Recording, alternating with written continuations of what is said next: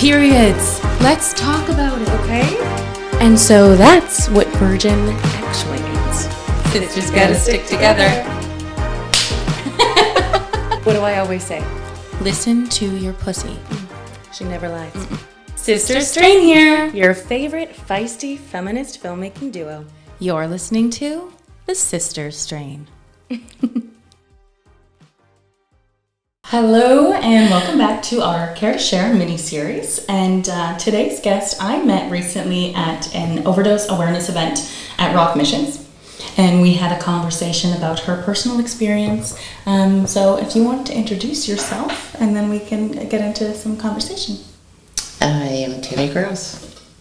So when I met Tammy, we had a quick discussion about her personal experience with children who have struggled with substance use disorder and have been unhoused in the community and the services they've required. And specifically, you can vouch personally about the importance of harm reduction and why it's essential in our community.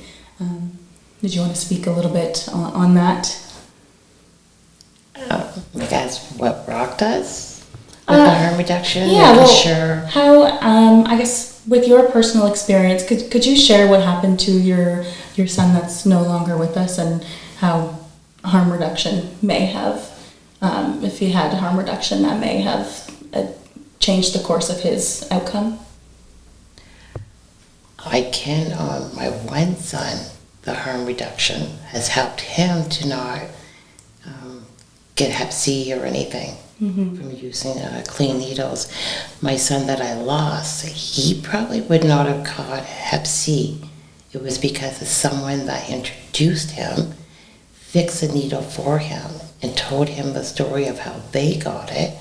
And after they injected him, said, "Now I just passed it to you the same way." Wow. That's how he got it. So it was intentional. Yes. Oh my goodness. I apologize. I assumed that maybe he didn't have access to harm reduction and that's how it happened. No, I think he got in with Rock pretty quick after he started using. Okay. Okay. Wow, that's just very shocking to hear. From a humanity standpoint, that someone would, I guess, maybe out of their own anger in dealing with or processing their situation on their own, to kind of take that anger out by kind of distributing their situation. But yeah, I don't think we were prepared for that to be the story of how that happened. So we've invited her here. We're kind of learning this story, or learning details from lived experience as we go here. Wow, thank you for sharing that with us. Yeah, that changes It does. Like I said, I have two kids. Yeah. One that's still with me and one that's not. Yeah. And the one that's still with me, he has not caught any, like, far as I know, no Hep or anything. Yeah. But he works with Rock, and they do make sure that they have clean needles and supplies, So. Wow. And the person I did that to, Dakota, I don't know if it was a hate thing or if it's just don't really know any better when you're using too. Yeah. Like, how much is your mentalness there? Yeah. Yeah. And maybe being upset themselves that they find themselves in that situation, and when they're maybe in a state where they're not as sober, thinking maybe they just acted out of emotion or acted out of an upset about their situation, and they could have. Yeah. And I don't know too much about bloodborne diseases, but so after that incident happened, do you know what the process was like? Like what Dakota did to see if he had contracted it, and how, because I know he did pass away. Was it from that infection? No, it wasn't from the infection. So he worked with Rock, and I got together with some of the ladies from Rock, and we had a pill that we made sure every day that he took it for 3 months. Okay. And after that, he was to go for blood work, but we never made it that far. He just got finished his 3 months, never got in for the blood work to find out if it took. So was that kind of like taking that pill could avoid it actually kind of fully setting into his system, like a preventative? Yeah, when he had Hep C. Yeah. That pill was to help reverse it. Okay. So we don't Yeah. know if I it didn't works. realize there was a kind of reversal option. I guess if you kind of find out quickly and are able to get it into your system. I don't know if it's about being quickly, but and I'm not sure if anyone else has done it yet. So I'm not sure if they found out if it really works, if it made it dormant. I'm not sure what the results would have been. Yeah. Yeah. So I guess Rock Missions has the opportunity to test for things like this if someone's concerned about possibly contracting something from a needle.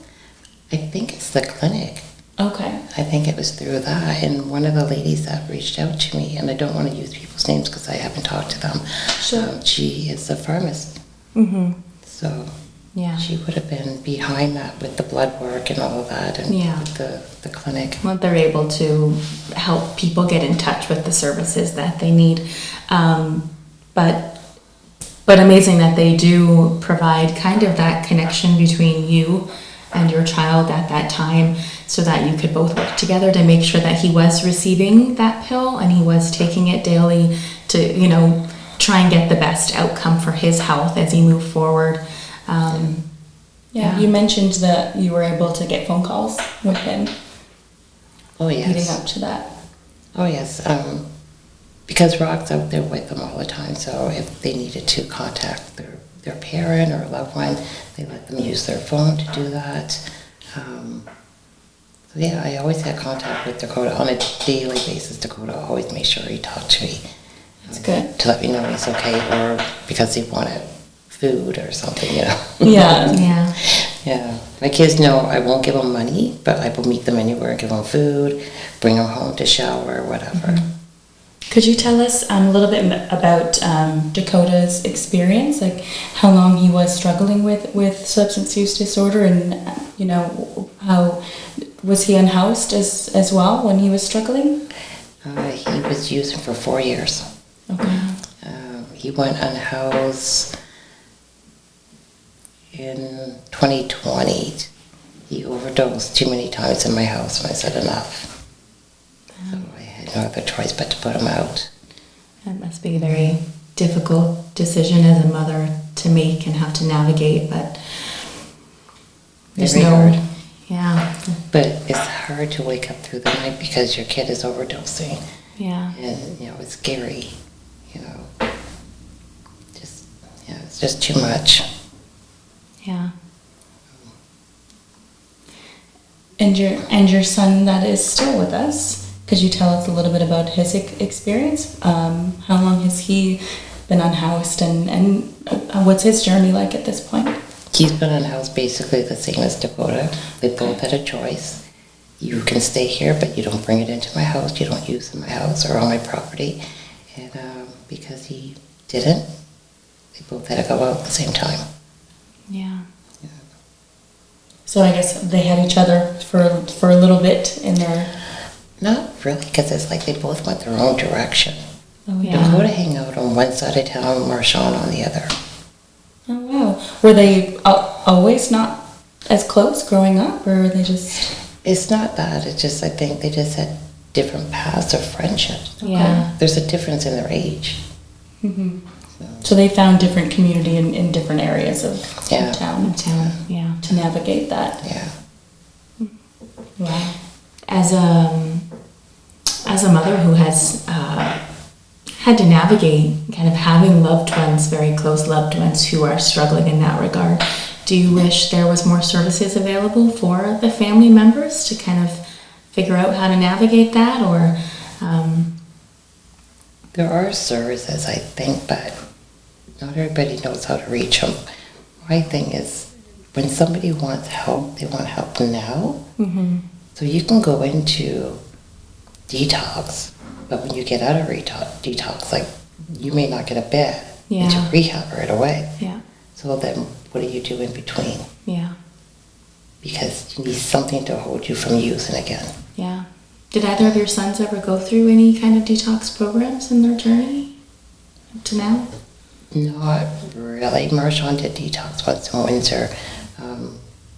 Dakota was supposed to go through Rock, but he showed up too late. They had already left. Oh, okay. Yeah, So it came close. he did. Rock was the best thing for him. Yeah. It really helped him with a lot of things. We've heard from other individuals who have gone through the kind of detox programs that are available and now work with Rock too, that having that place where you can have conversations in a peer-to-peer regard, very non-judgmental, people who have had similar experiences, that You there's can understand what Yeah. you're going through is imperative. Multiple different people who suggested they maybe tried other resources and it just didn't click for them until they were able to find like-minded peers to support their process and the importance of feeling seen and heard by people to find that strength. Uh-huh. I For think sure. Rock definitely offers that, not only helping in that way of building that relationship with them and kind of meeting them where they're at, but also bringing in other individuals who have gone through the process and are on their own journey of recovery and figuring out how to navigate that themselves, that they've built a bit of a community that hopefully calls in more individuals who are struggling to let them know this is a safe space. Other people have been through the process that you're on, they've been at where you are, and we can kind of try and figure out how to take you to that next step in your journey. Yeah. Yeah. And beyond the services and support that your sons have been able to find through Rock, did you want to share a little bit about the resources that you've found useful at Rock, like the support group that you've found there? Well, right now I'm in a support group for building hope. I'm not sure what I'm doing. And it's great. There's not a whole lot of us right yet, but hopefully more people will get out of their shell and realize, hey, I'm not the only one. Mm-hmm. I'm going to go to this group so I can learn Yeah. from other people, their experience, because the ones that are there are some of us there that have lost, and there's some of us there that are still with our loved one and Yeah. working through that process with them. So it would be nice to have other people to come and find out that there is a community out there that can help you. We can Yeah. all embrace each other and help each other out as best as we can as to surviving this. Yeah, and to kind of know like you're not alone. You don't have to suffer it in silence. That we can kind of end some of the stigma and the silence of people trying to navigate very difficult circumstances that no one is prepared or knows how to navigate on their own. To know that there are other people who've had similar circumstances, or can to understand in some way what you're going through, to be a bit of a sounding board and to just build that community. Yes, because we do need it. Yeah. Unfortunately, not all family members understand. Yeah. So sometimes, some people are like, well, I don't want people to know my business, Yeah. Yeah, for sure. which isn't good. Yeah. Well, I imagine that you are an excellent support within that holding hope space, because you can attest to both the experiences, both losing a child and also still being with the child struggling with this. Yes, You're I able hope so. Yeah, you can relate to different stages of family members who are navigating how to kind of process that in their own lives, and because it is a big thing that isn't talked about enough in our society, and more people are struggling with it themselves, and then more loved ones are also experiencing it kind of secondhand through individuals that they love that are processing it. And we can't just keep pretending that it doesn't happen or it doesn't exist. That's not going to help anyone. It's not going to help families navigate. The loved ones have to get up every day and go to a job and keep their lives going, and yet they have this secret part of their life that maybe they don't feel comfortable talking about. And I can't imagine life is difficult enough as it is. I can't imagine carrying that as well and feeling like you can't talk about it or you'll be judged if you talk about it. I just can't imagine how difficult that is to to carry if you have to carry that alone. Well, yeah, because if you're carrying it alone, you got no one to help you to navigate through it. You feel ashamed. You feel like, what did I do wrong as a parent? And so working with other people that are in it can help you to understand that it's not your fault. Yeah. It's not how you raised them. You didn't do anything wrong. It is our society that we're in, and unfortunately, it just takes that one bad moment for someone to get you to, oh, let me try that. Yeah. You know what I mean? And Dakota has psychosis. So he was never for drugs. He was against them. Oh, But I don't know. He went to one of his appointments with one of his support helpers, and the doctor had said something to him about he couldn't go to London to Fanshawe College because there's nothing but drugs out there. Mm-hmm. Dakota didn't do drugs. Yeah. And it's like he put in Dakota's head that there's nothing he can do in this world because there's nothing but drugs. Yeah. And the fact that he took my rights away from giving Dakota his say, Yeah. but just somebody from the community that Dakota didn't know to do all of his rights to, like when he has to take his medications and all of that. Yeah. I think that also had a big part on him thinking, well, you know, my mom's not going to control that. I can't control that. I can't go to school. I can't do this. And well, you're not thinking straight anyways. So, you know. So some of his pre-existing conditions that he was already struggling with were kind of putting parameters around him taking the next step in life to figure out what he wanted for his future and where he was going to go to school and stuff. And then you think that's kind of the straw that broke the camel's back, I guess, that led him to be... It might have, yeah. I don't know who was with him that first time that he tried. I don't know why, how, but I know it was all around that time frame. Yeah. That's so... I think it's come up a lot, different people talking to different individuals who have a substance use disorder, sort of this concept that we need to be a little more trauma informed and recognize that most people who are dealing with that, they have some other forms of trauma that they've experienced that they just have not been able to process or work through, and so they end up here because they just don't see another way of dealing with their pain or, you know, feeling like they don't belong or they don't have a place in society. Mm-hmm.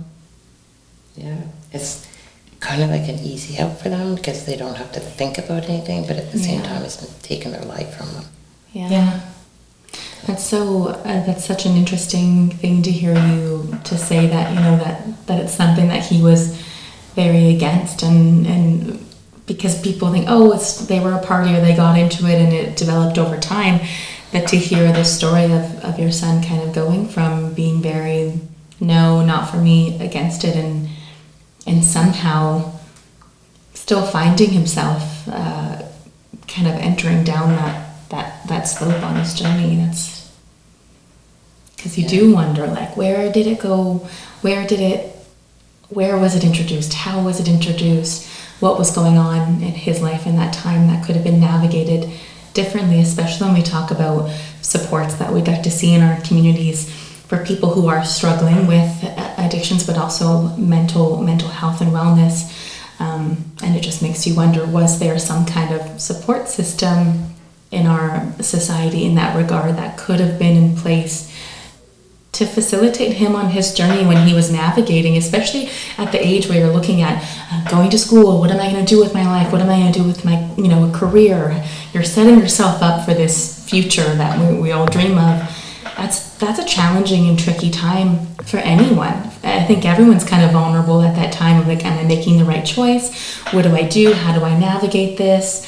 And so, it just makes you wonder what kind of service could have been in place there. It sounds like maybe you wonder if he had a different support worker in navigating his psychosis with the steps he was trying to take for his life. Someone less limiting or demeaning of what his potential. If maybe, if there was better mental health support at that time, that could have encouraged him to take those steps and leap. I just want to clarify, it wasn't his support worker from that group. Oh. It was the psychiatrist doctor. The doctor. Oh, okay.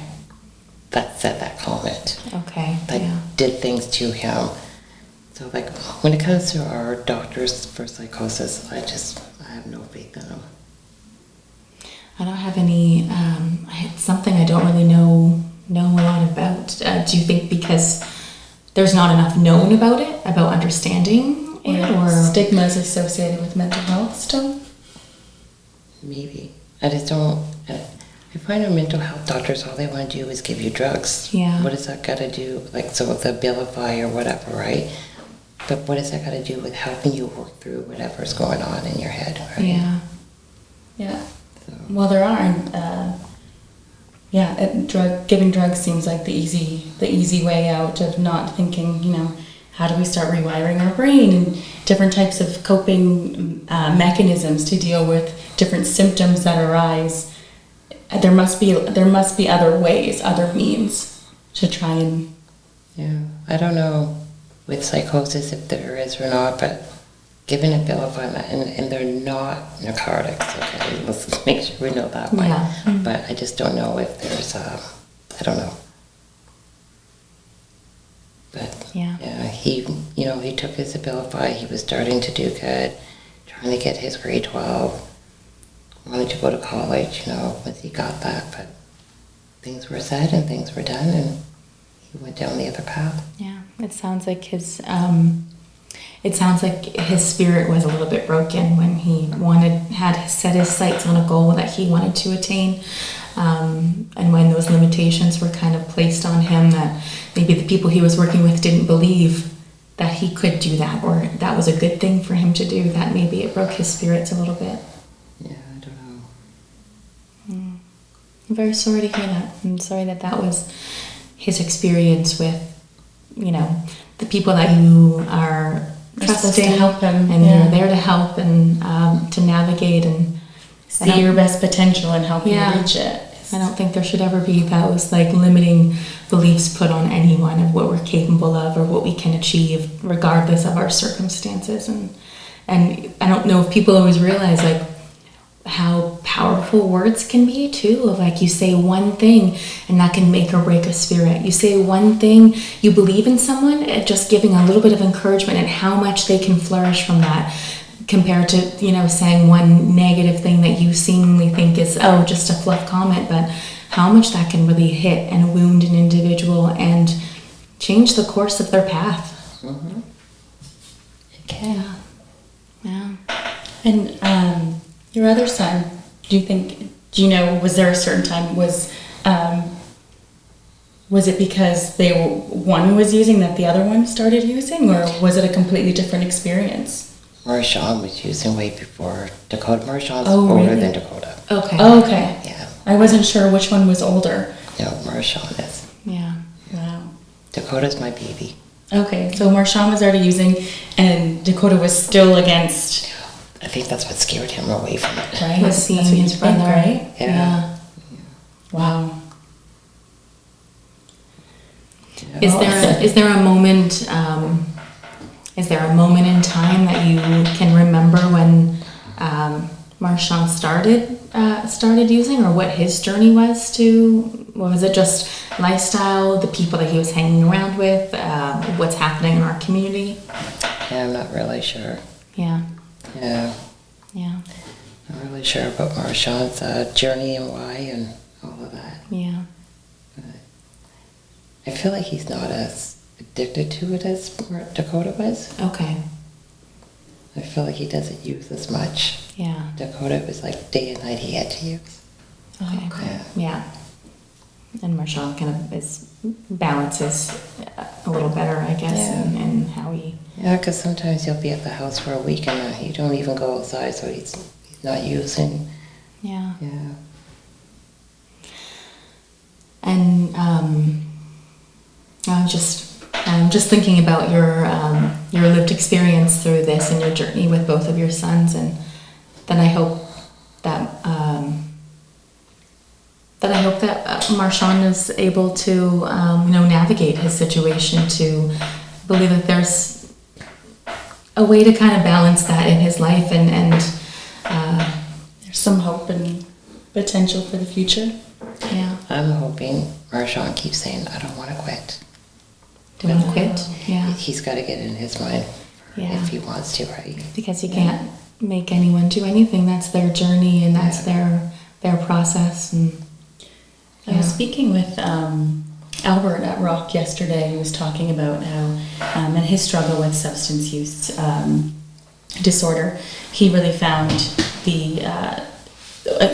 from there, it's empowered him to want to work with other individuals. And I asked him, what would you like to see more of in our community as providing support for people? And he said, I'd actually like to be able to talk to kids much younger, to share that education piece. And he said, I think so many people think, well, my kid won't. That's not my kid. It'll never happen. And you don't realize with the toxic drug supply we have now that it could be as simple as just trying to look cool at a party and being like, okay, I'll just do it once. But you can become addicted. It's very dangerous these days to even just try something once. How do you feel about that? Do you think it should be a topic of conversation much younger in schools and in homes? Oh, yes. Because there are kids that are starting in grade 7. Wow. It's like they're starting young. Yeah. And people don't know that because a lot of people, they think of weed, no biggie, right? Yeah. But then they start popping pills, Yeah. Snorting, whatever, and then it just snowballs. Yeah. And I think we have this thing, if we don't talk about it, it won't happen. If we don't talk about it at home, our kids won't be involved with it. If we don't talk about it in the school systems, then they don't know about it. And it's like, no, but it's there and they're going to find out about it. And in fact, us not having conversations about that doesn't give them the information that they need to make an informed decision for themselves. Yeah. I think it's if it's protecting them to not speak about it, but actually having the knowledge is the best protection. Yes, it is. Yeah. Right? Yeah. To know what you're getting into before you've already gotten into it in a seemingly innocent, I'll just do this once at a party because everyone else is doing it and it seems fine. So, or I just had a bad day, you know what, maybe this will take the edge off and just the one time, or, you know, whatever the story may be.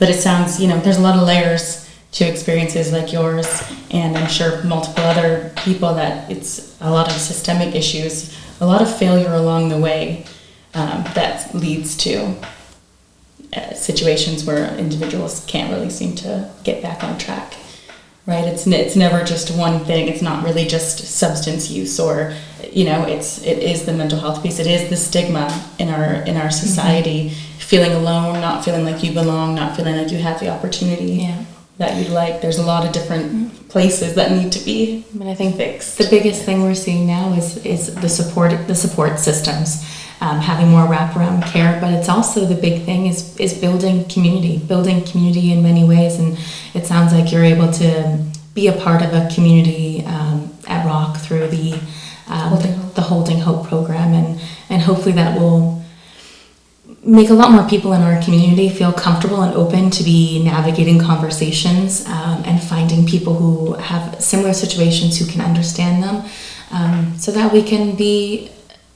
sharing more about it in our communities and bringing more people to the conversation and letting people know that it's safe to have those conversations, that it's safe to work towards solutions, and that we need to be talking about it and we need to be addressing it and we need to be sharing that information with, you know, kind of all ages as we navigate in the schools, in the homes, in all those areas.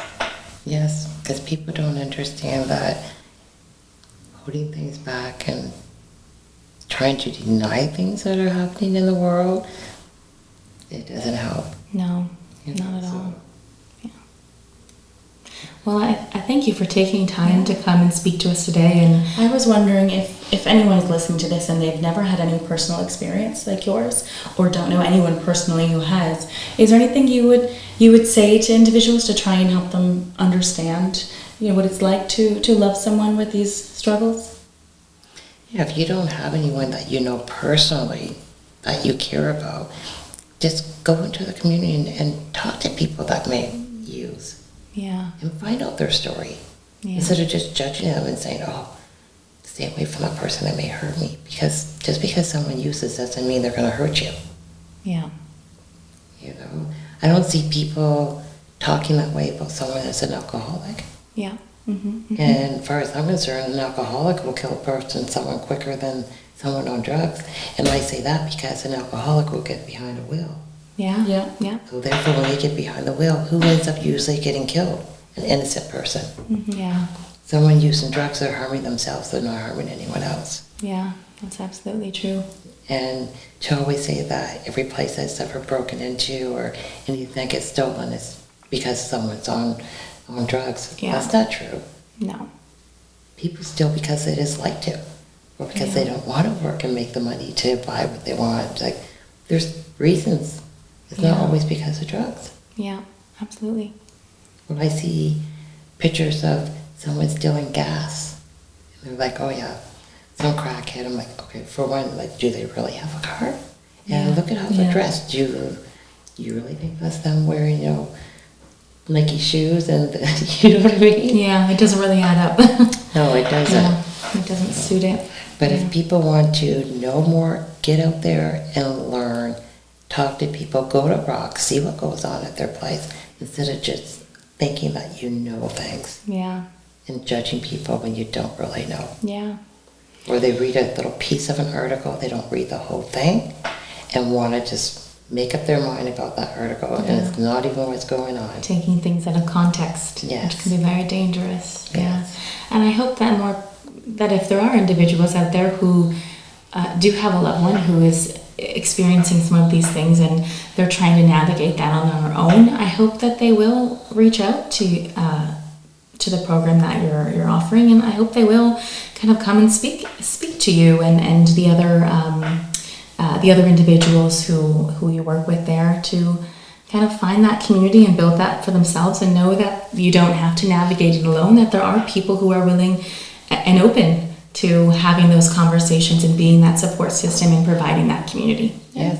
And if you can't remember all the programs, just remember Rock Missions.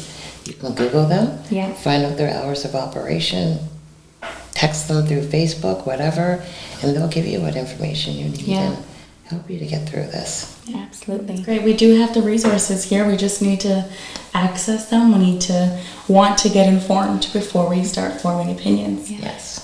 Well, thank you for informing us a little bit about your Yes, experience.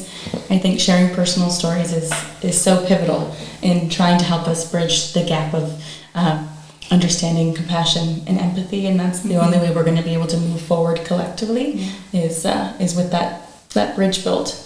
Yes. We appreciate you sitting with us and sharing some of your story, and we hope that the people of Chatham-Kent will also choose to care to share these stories so that we can all be coming from a much more informed position as we move forward. Yes. You've been listening to The Sister Strain. If you've got something you'd like to share I'm with us, done. reach out to us. Contact@sisterstrain.com. Yours in sistership, The Sister Strain.